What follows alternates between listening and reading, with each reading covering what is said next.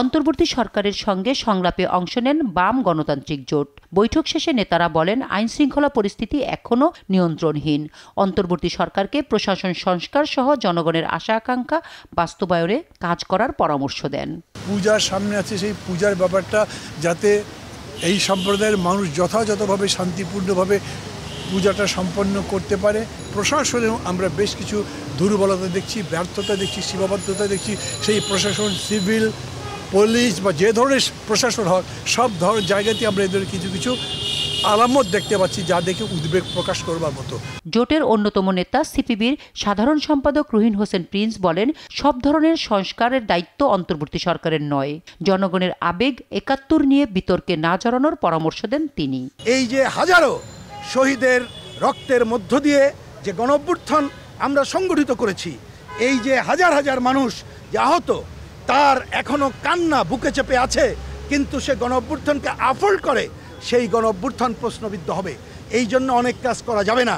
তার মধ্যে আমরা দৃষ্টি আকর্ষণ করেছি, মুক্তিযুদ্ধকে বিতর্কিত করা যাবে না। অন্তর্বর্তী সরকারকে ৬ সংস্কার কমিশনের সঙ্গে আরও ৯টি কমিশন গঠনের প্রস্তাব দিয়েছেন ইসলামিক আন্দোলন। সংলাপ শেষে দলের আমির মুফতি রেজাউল করিম বিগত সময়ে সব নির্বাচন ছিল প্রশ্নবিদ্ধ বলে জানান। সেই নির্বাচনগুলো বেশিরভাগই সব নির্বাচনগুলোই ছিল সব প্রশ্নবিদ্ধ, বিতর্কের প্রায় ঊর্ধ্বে ছিল না।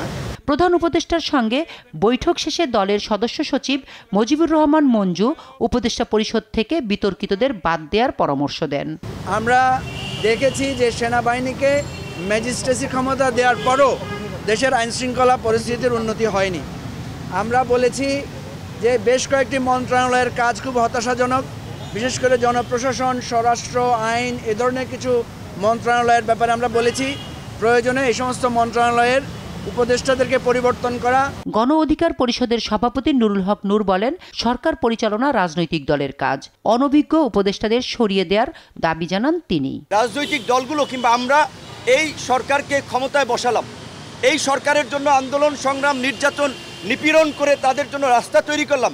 সেই সরকারের সাথে যদি আমাদের দূরত্ব তৈরি হয়, আমরা যদি মন খুলে কথা বলতে না পারি, তাহলে সম্পর্কের অবনতি হবে, যেটা আলটিমেটলি একটা অন্য পরিস্থিতি বয়ে আনতে পারে।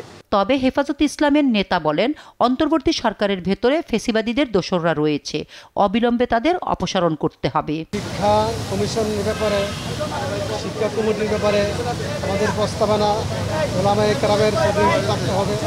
হেফাজতে ইসলাম এবং ওলামায়ে কেরামদেরকে দেখে তাদের মতামত নিয়ে শিক্ষা কমিশন, বিভিন্ন কমিটি গঠন করতে হবে। এ সময় সনাতন ধর্মাবলম্বীদের নিয়ে দেশবিরোধী অপপ্রচার চলছে জানিয়ে নির্বিঘ্নে শারদীয় দুর্গোৎসব পালনের ব্যবস্থা নেওয়ার দাবি জানান নেতারা। শামীমা আক্তার, দেশ টিভি, ঢাকা।